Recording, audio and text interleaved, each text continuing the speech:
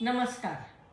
मी सौ शीतल राजन गांधी, महाड रायगड येथून मनस्पर्शी साहित्य कला व क्रीडा प्रतिष्ठानतर्फे आयोजित लघुकथा अभिवाचन करीत आहे. माझ्या कथेचे नाव आहे माणसांतील देव. माणसांतील देव. पप्पा, एक गुड न्यूज आहे. डॉक्टर घरात शिरताच नेहा म्हणाली. बोल बेटा, सांग लवकर. अधीर होत डॉक्टर म्हणाले, मला तुम्ही 10,000 रुपये देता का?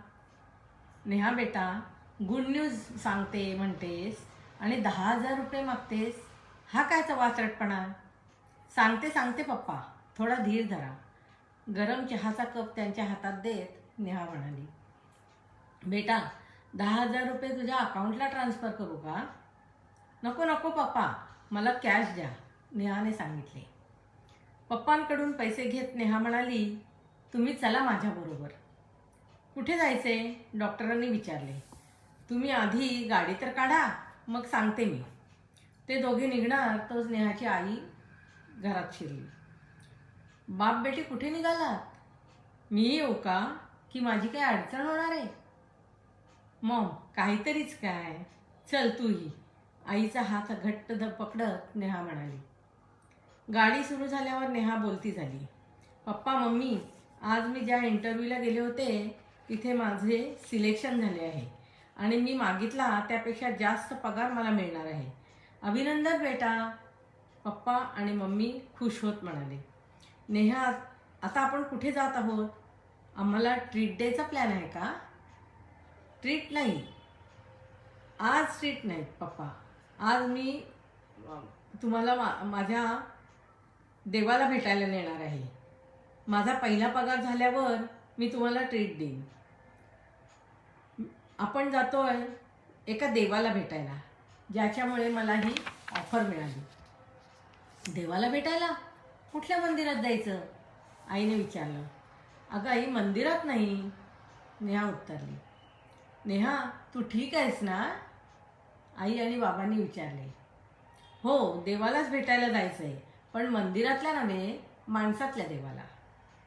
साधारणतः अर्ध्या तासाच्या ड्राईव्हनंतर गाडी नेहाने रस्त्याच्या कडेला पार्क करायला सांगितली आणि ती म्हणाली, हीच ती कंपनी जिथे माझा आज इंटरव्ह्यू झाला. मी ही कंपनी सोमवारपासून जॉईन करणार आहे. नेहा, अगं पण तुझा तो देव कुठे आहे ज्याला आपण भेटणार आहोत? तोही याच कंपनीत काम करतो का? त्याने तुला रिकमेंड केले का? तोच तुझा बॉस असेल का?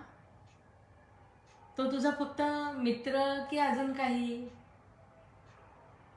त्याने मदत केली म्हणून त्याला 10,000 रुपये द्यायचे आहेत ना? हो पप्पा, पण ते या कंपनीत काम करीत नाहीत. त्यांची चहाची टपरी आहे. आमच्या गोल्ड मेडल मिळवून एमटेक केलेल्या कन्येला एका टपरीवाल्याने मदत केली? आश्चर्यच आहे. कुठे आहे तो टपरीवाला? काय आणि कशी मदत केली बेटा त्याने तुला? डॉक्टरांनी विचारले. चला, मी तुमची भेट करून देते त्या देवाशी, पण त्याआधी ऐका काय आणि कशी मदत केली त्यांनी. मी दुपारी इंटरव्ह्यूसाठी इकडे आले तेव्हा कॅबचे बिल झाले होते 500 रुपये. बँकेच्या सर्व्हरच्या प्रॉब्लेममुळे ऑनलाईन पेमेंट होत नव्हती आणि माझ्याकडे कॅश 1 रुपयाही नव्हती. जवळपास ATM सुद्धा नव्हते आणि मला इंटरव्ह्यूला पोचायला उशीर होत होता. कॅबवाला म्हणाला, मॅम तुमचा फोन ठेवा माझ्याकडे, पैसे मिळाले की मी परत करतो. पण मी फोन कसा देणार त्याला? त्याचं लक्ष माझ्या हातातील अंगठीकडे गेलं आणि तो म्हणाला, तुमची अंगठी ठेवा. मी त्याला अंगठी द्यायला कबूल झाले. अंगठी काढतच होते आणि तेवढ्यात समोरच्या टपरीवरचे काका मला म्हणाले, थांब बेटी, अंगठी देऊ नकोस. आणि त्यांनी कॅबवाल्याला 500 रुपये दिले.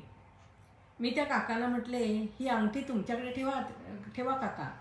तेव्हा ते म्हणाले, नको बेटी, परत कधी इकडे येशील ना तेव्हा दे पैसे.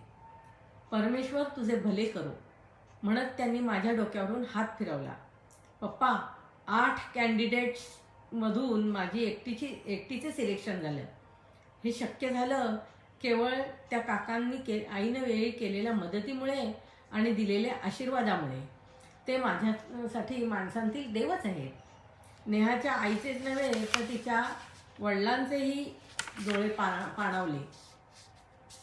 पप्पा, हेच ते माणसातील देव ज्यांनी मला कॅबवाल्याला अंगठी देण्यापासून रोखले आणि माझ्या कॅबचे पैसे स्वेच्छेने भरले.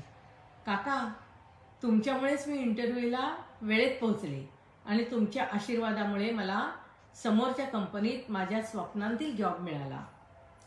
ही घ्या तुमच्या या लेकीकडून छोटीशी भेट, असे म्हणत नेहाने पप्पांकडून घेतलेले 10,000 रुपये काकांना दिले व त्यांच्या पायावर मस्तक ठेवले. नेहाने काकांनी केलेल्या मदतीची जाण ठेवत तिच्या यशाचे श्रेय आणि प्रेमाची अमूल्य भेट नतमस्तक होत त्यांना देऊन माणसांतील देवाचे दर्शन घडवले होते. परमेश्वरा, तुझे अस्तित्व आहे रे बाबा, फक्त विश्वास आणि श्रद्धा हवी. तू देव्हाऱ्यात नसून माणसातच असतोस, काका म्हणाले. अगदी बरोबर, नेहा आणि तिचे आई बाबा एका सुरात म्हणाले. चला तर मग आपणही सत्कार्य करूया. आज ना उद्या नक्कीच होईल आपल्यालाही माणसातील देवाचे दर्शन. धन्यवाद. ही कथा आपल्याला कशी वाटली? आवडली का? आवडली असल्यास मनस्पर्शी साहित्य यूट्यूब चॅनलला सबस्क्राईब करा, लाईक करा आणि व्हिडिओला जास्तीत जास्त शेअर करा. धन्यवाद.